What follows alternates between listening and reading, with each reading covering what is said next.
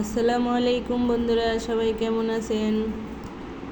আজকে নিয়ে আসলাম গরুর মাংসের রেসিপি। আমি এখানে 1 কেজি গরুর মাংস নিয়েছি হাড় সহ।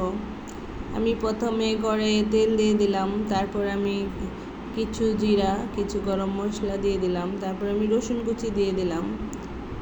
এবার আমি নেড়ে চেড়ে রসুন একটু ভেজে নেওয়ার পর আমি এখানে 3 কাপ পরিমাণ পেঁয়াজ দিয়ে দিব, তারপর কিছু তেজপাতা দিয়ে দিব। এগুলো নেড়ে চেড়ে বাদামি করে ভেজে নেব। ভেজে নেওয়ার পর আমি এখানে 2 চামচ পরিমাণ আদা রসুন বাটা দিয়ে দিব। দিয়ে নেড়ে চেড়ে আমি এখানে শুকনো মরিচের গুঁড়া দিয়ে দিব 2 চামচ পরিমাণ, এবং হলুদ গুঁড়া দিব 1.5 চামচ পরিমাণ, ধনিয়ার গুঁড়া দিব 1.5 চামচ পরিমাণ। দিয়ে নেড়ে চেড়ে এগুলো ভেজে নেব। ভেজে নেওয়ার পর আমি এখানে পানি দিয়ে দিব। পানি দিয়ে আমি ভালো করে কষিয়ে নেব। কষিয়ে নেওয়ার পর আমি এখানে টক দই দিয়ে দিব আর লবণ দিয়ে দিব। এবার আমি এখানে লবণ দিয়ে দিলাম 1 চামচ পরিমাণ। তারপর আমি এখন টক দই দিব 1 কাপ পরিমাণ। আজকে আমার রান্নাটা হচ্ছে টক দই দিয়ে গরুর মাংস।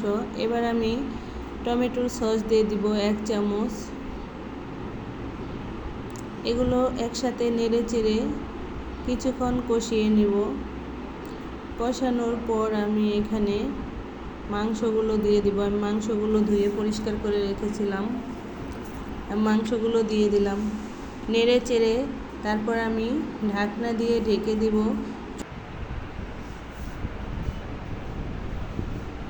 এবার আমি মাংসটা ঢেকে দিব। ঢেকে দিয়ে একটু পরপর নেড়ে দিব। মাংসটা যত বেশি কষাবেন তত সুস্বাদু বেশি হবে। আমি কিন্তু প্রায় 15 থেকে 20 মিনিট কষিয়েছি। এবার আমি নেড়ে চেড়ে এখানে পানি দিয়ে দিব। পানি দিয়ে দিলাম। আমি সাথে একটি আলু দিয়েছি, কারণ আলু আমার মেয়ের অনেক পছন্দ, তাই আমি একটা আলু দিলাম। এবার আমি ঢাকনা দিয়ে ঢেকে দেব। ফিরে আসছি 15 মিনিট পর। 15 মিনিট পর এসে দেখুন আমার তরকারিটা প্রায় হয়ে গেছে। আমি কিন্তু চুলাটা মিডিয়াম আঁচে রেখেছিলাম। এবার আমি জিরার গুঁড়া দিয়ে দিব।